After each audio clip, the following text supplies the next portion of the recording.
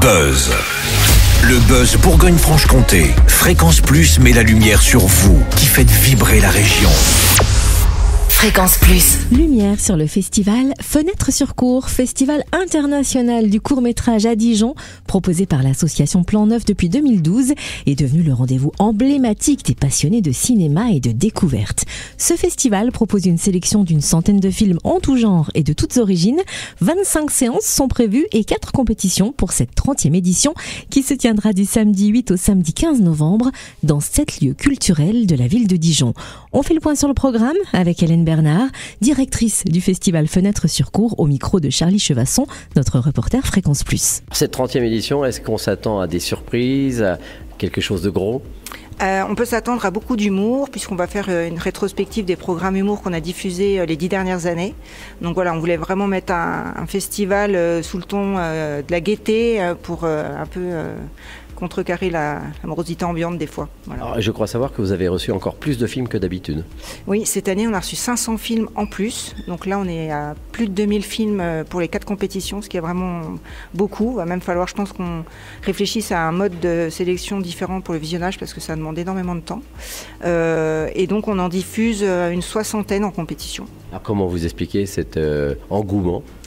Alors je pense que déjà le festival il a vraiment pris de l'ampleur et donc il est de plus en plus connu et des réals du monde entier nous envoient des films. C'est le premier point. Je pense aussi qu'il y a énormément de gens maintenant qui font des films aussi par eux-mêmes et avec le matériel qui est innovant, on peut se permettre ça et voilà, donc on en reçoit beaucoup plus qu'avant. Avec leur téléphone ?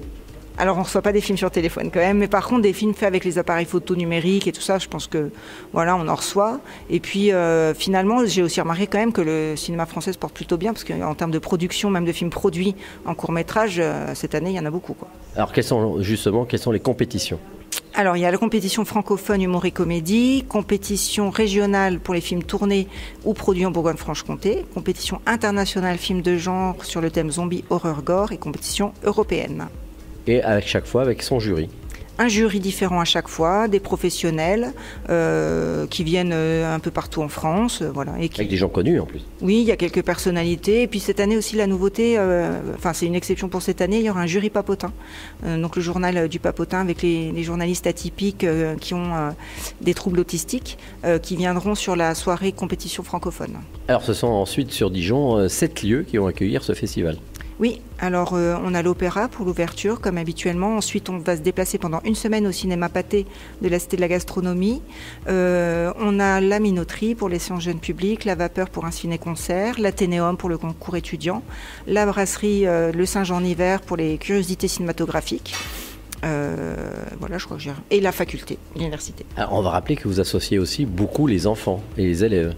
Oui, il y a énormément de séances scolaires. Donc tous les matins au cinéma Pâté, il y aura des séances scolaires de la grande section de maternelle jusqu'à la terminale.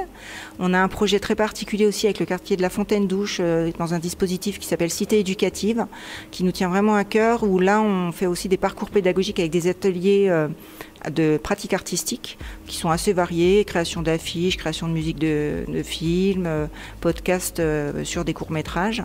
Et ça, c'est vraiment le travail autour de la jeunesse, c'est vraiment un truc qui nous plaît beaucoup. Alors ensuite, on parcourt, les prix sont faibles. Les prix, c'est-à-dire des entrées pour voir les films ? Oui, les tarifs ne sont pas élevés. C'est 6,50 € pour toutes les séances au Pâté, ça c'est le plus cher. 4,50 € pour le réduit, 3,50 € pour la carte culture. Et puis la soirée d'ouverture à l'Opéra où il y a 3 heures de film plus un concert et un pot, c'est 10 € et 8 €. Voilà. C'est tout à fait accessible. J'espère, oui. Alors avec des partenaires, notamment le Conseil régional qui revient avec un prix. Oui, cette année, le Conseil régional va de nouveau remettre le grand prix de la compétition régionale. Donc ça, c'est plutôt une bonne nouvelle. Et puis la ville de Dijon qui nous soutient comme toujours, le CNC, le département et la région, voilà. Alors dans ceux qui ont été primés les dernières années, est-ce que certains sont allés ensuite sur des grands films ? Est-ce que vous avez des gens qui reviennent ? Oui, on a un exemple quand même d'Amélie Bonin qui a été primée chez nous avec son film Partir un jour, donc la version court-métrage, qui a eu ensuite le César la même année et qui cette année a fait l'ouverture de Cannes avec son film long-métrage Partir un jour avec Bastien Bouillon et Juliette Armanet. Donc on peut dire qu'on est vraiment aux prémices des grands de demain. Donc c'est une satisfaction pour vous ? Ah oui, ça vraiment, pour nous, c'est une fierté de se dire qu'on décèle les futurs talents et c'est même quelque chose qui nous anime quand on visionne les films. On se dit là, il y a une perle qui est en train de naître. Merci Hélène Bernard, directrice du festival Fenêtre sur cour, au micro de Charlie Chevasson. Et donc, rendez-vous du 8 au 15 novembre à Dijon pour la 30e édition de ce festival international du court-métrage, dont vous retrouvez le programme complet sur le www.fenêtre-sur-court.com. C'était le Buzz Bourgogne-Franche-Comté. Fréquence Plus met la lumière sur vous, qui faites vibrer la région. Fréquence Plus.